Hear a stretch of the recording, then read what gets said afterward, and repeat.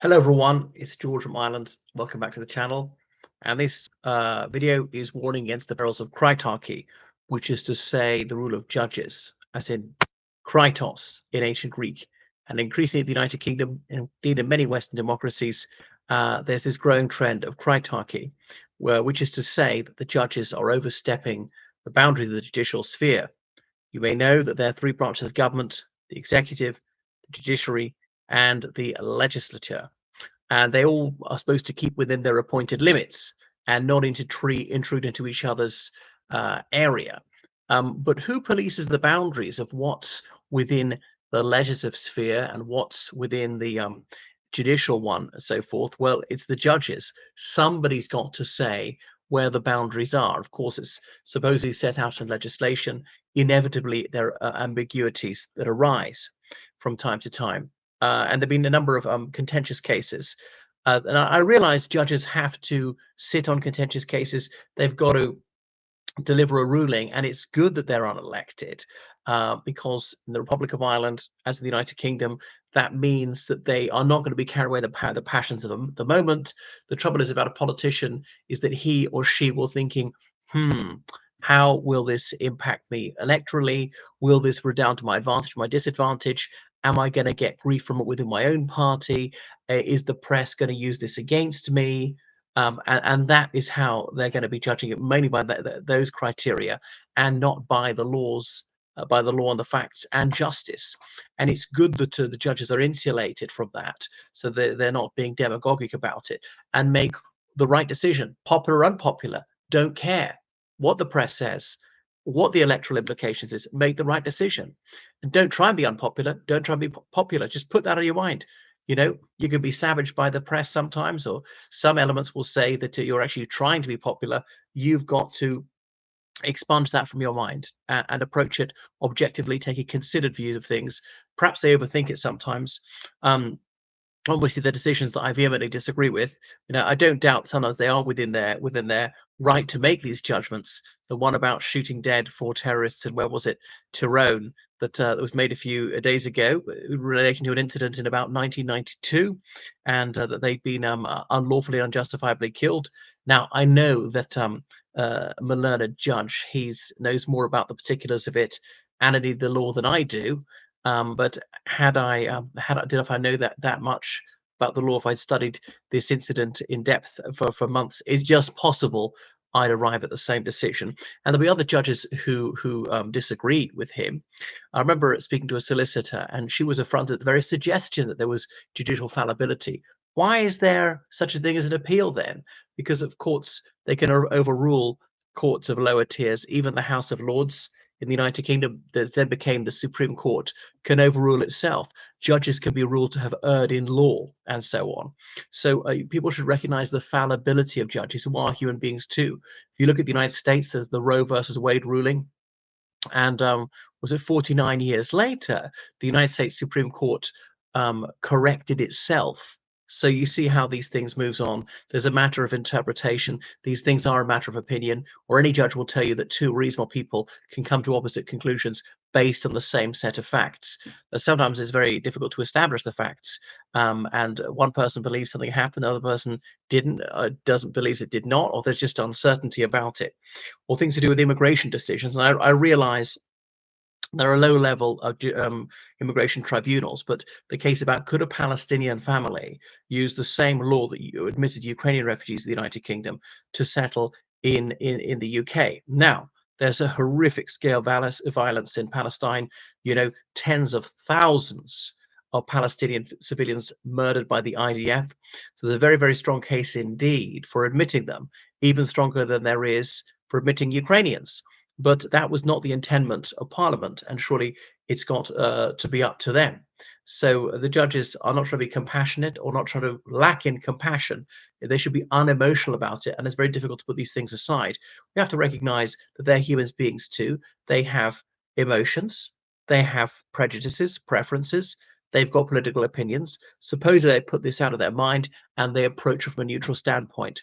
The one thing is, how do people get to be a judge? They've got to qualify as a barrister or occasionally a solicitor, work their way up through the legal profession, and they usually are an uncontroversial person, someone who's very clubbable, a conformist, someone who's never said anything controversial, usually avoided political involvement.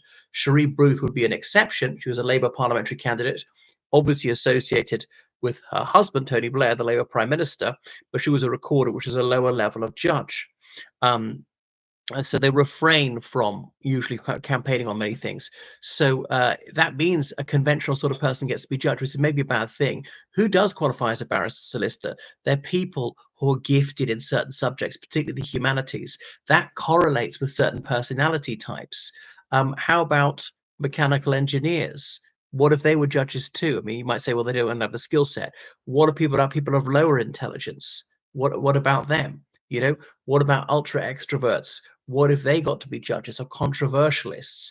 Perhaps our rulings would be different. So it's problematic that a tiny segment of society wields inordinate power, and of course they're unaccountable. There is a procedure where they can actually be removed by Parliament, judges in the United Kingdom, but I don't think it's ever been attempted. If it is, it's very, very, very rare indeed. I mean, it's good that it's quite rare. It's possibly too rare. But the point about judicial independence is they must make decisions without fear, without favor, without thinking, oh, this will be inconvenient for the government of the day or inconvenient for the opposition. I must underscore that point, independent of the opposition too. And that they said, well, if I make this ruling, which is uncongenial to the powers that be, I'll lose my job or my salary be cut. You can't do either of those things. So there's no way to coerce them. There's the idea. Or, it's in the law now, the Constitutional Reform Act, that is they mustn't try and influence them. The Home Secretary can't say a word in your ear about this case. No, that would be wrong. Attempted suasion of a judge, in either direction, is unlawful. What else about it? So ruling on these controversial decisions, which are sometimes I heartily disagree with. And I realize somebody has to rule in these things, but it seems to me they overstep their appointed limits. Moreover, on this issue of deporting people, the Rwanda flights, they say, well, this is pursuant to the Human Rights Act. And that's the problem with that legislation, is it makes the judicial field much, much wider, and that they can say this is an abuse of their human rights and things like that. So then really the executive and indeed the legislature have little to no power to deal with illegal immigration, because almost every solution is deemed to be a breach of people's human rights. So what are their human rights, and what's a reasonable fear of persecution and so forth, and what's a decent, humane standard of accommodation and so forth? Seems to me these are more political judgments. Moreover, because there's an economic aspect to that, there's a cost to providing people housing, healthcare, education. How much should be spent? Where's the money going to come from? Are we going to raise tax? If so, much? If so, by how much and on whom? We're going to cut spending in areas of borrow more. And these are surely political decisions. And it's wrong for the judiciary to arrogate too much control over these things to themselves. The judiciary sometimes rightly fought shy of ruling things which they think are probably within the purview of Parliament. They said it was not within their competence to introduce a right to die, through euthanasia.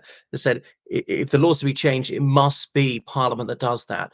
But there was the rape marital exception case where the House of Lords it made rape within marriage a crime, even if a man had intercourse with his wife against her will and swore in court, yes, it was without her consent, or against her express protestation, all the rest of it. Even that was proven irrefragably by video evidence, anything. Until 1994, that was not a crime.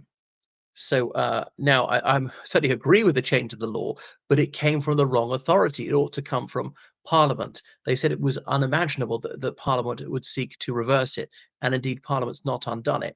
But nevertheless, they'd overstepped the bounds of propriety insofar as they'd intruded upon the legislative sphere, even though I agree with the change of the law.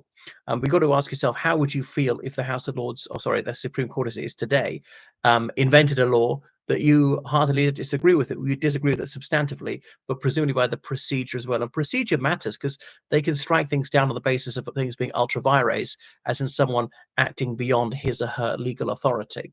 But that's the problem with this ever extending authority of the judges. Judicial overreach, judicial activism is not as flagrant as in the United States, where of course they've got an agenda to push in some cases. Some of them are signed up to human rights organizations, for example, Amnesty International, which is fervently pro-abortion, extremely controversial, offensive, a gross abuse of human rights. So Amnesty is more of a terrorist organization and a child abuse ring than a human rights organization. And that's the agenda that many judges are pushing, which is obviously very, very worrisome. Anyway, so these are the pitfalls of kritarchy.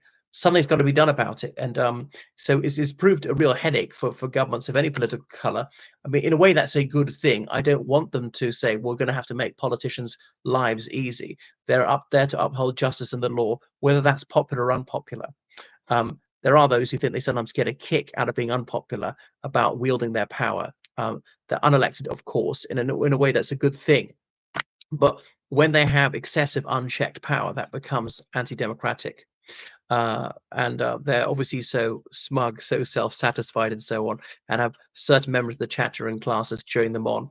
I dislike some of the dangerous rhetoric that came out of the Daily Mail about 8 years ago about the House of Lords enemies of the people, when they ruled that, I think it's Brexit had to be by a legislative process, not the executive. And I actually concur with the decision substantively as well. But even when the judges deliver a ruling I find infuriating, they're not enemies of the people. I wouldn't go that far. But I just don't think that they're apostles of liberty, that they're somehow uniquely immune from criticism or error. Well, thank you for watching my video. Make sure you subscribe on Patreon, donating PayPal, georgecallahan79 at gmail.com. Goodbye.